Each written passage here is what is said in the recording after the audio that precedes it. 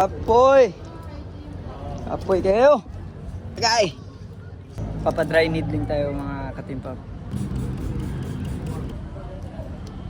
Natuhod kasi ako last week mga katimpap. Dry needling is one way of releasing tight na muscles. So question, boss, ano mas mabilis na method? Yung massage or yung dry needling? Depends kasi kung ano yung injury. Pagka tight lang naman, pwedeng dry needling. Pero pagka yung mild, pwede lang naman massage. Pag ganito, mas mabilis pagka dry needling. Medyo mas mapapabilis yung pag-loosen ng muscles pag dry needling. So it depends on the situation or grade ng tightness ng muscles. Tama ba? Yung.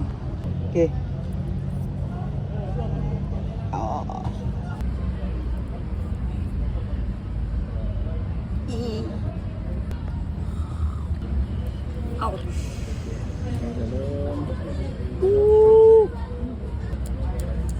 Ano pala purpose pag ginaganon siya? Parang pinipitik-pitik.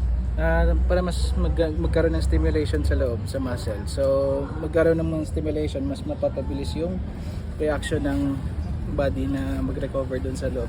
Yun. So mga ilang minutes ganito? 5 minutes. 5 minutes lang. Woo! Woo! Thank you, boss.